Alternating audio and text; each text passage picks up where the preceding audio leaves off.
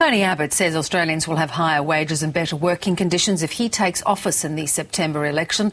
The Coalition announced its industrial relations policy yesterday, and their to-do list includes creating 2 million jobs over the next 10 years, setting up a body to deal with union corruption and reinstating the building industry watchdog. OK, to take a closer look at the policy, we're joined by workplace law expert Joydeep Hor from People and Culture Strategies. Joydeep, good morning again.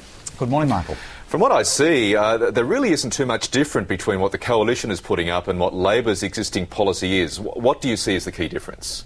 I think that's a very fair statement. I think what we heard yesterday and saw yesterday was that Mr Abbott and Senator Abetz focused very much on some of the more obvious win points, I think, from a potential coalition government, focusing on cracking down on industrial action, illegitimate union management activity, a slight reversion to a greater level of flexibility in the employment relationship, with what has been put out as a stronger emphasis on individual flexibility agreements.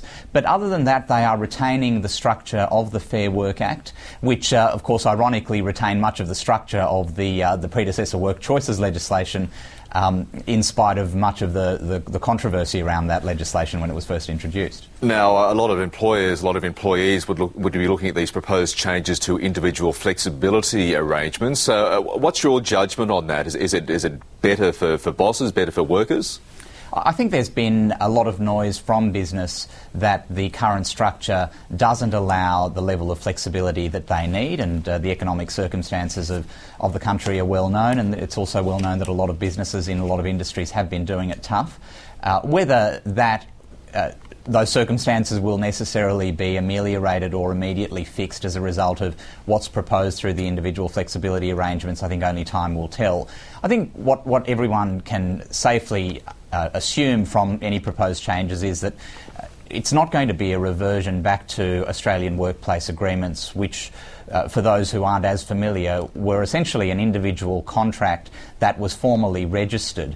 But even when they were in place, there were checks and balances that needed to be passed. And what we have in the current system is a model whereby individual flexibility arrangements can be entered into between an employer and an employee, and there still has to be certain tests that are passed. And I think that's the structure that will continue. So it's not AWAs. I don't think it's fair to say that it's AWAs by any other name, for the simple reason that there is a structure in place for individual flexibility agreements at the present point in time. Yeah, of course, which is the target of the government's attack on this policy. Let's look at some of the other key issues, Joydeep. I suppose it's pretty hard to argue against the proposed crackdown on quote-unquote dodgy union officials after the health services union drama and the other problems we've seen at other unions around the place.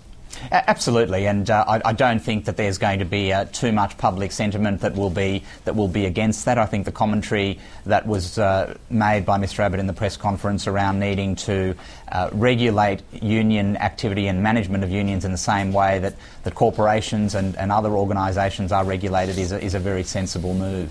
And hard to see that there'll be too much controversy around that. OK, and I suppose the big announcement from this announcement yesterday by Tony Abbott, Joydeep, was that any further widespread changes won't be made until after the next election, where Tony Abbott, if he is elected in the first place, would seek a mandate for those changes. Do you think by that stage, if not already, there is an appetite for changes to the industrial relations framework? Yeah, I think my major takeaway from yesterday's announcements was that there's actually more surprise in the fact that the Coalition is looking to agree with the raft of changes that the current government is looking to push through in the next few months than what the Coalition would be looking to do if it wins the next election. For example, the fact that the Coalition has said that it will largely support the proposed bullying laws, that it will support the quite significant expansion to the bases on which employees can seek flexible working arrangements. I think there's a lot more implications and ramifications around the impact of that support for employers around the country than there's been discussion around.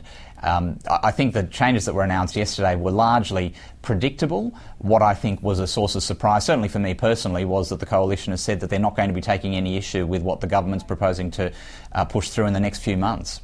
Joydeep Hor, thank you very much for your insights this morning. Thanks for having me, Michael.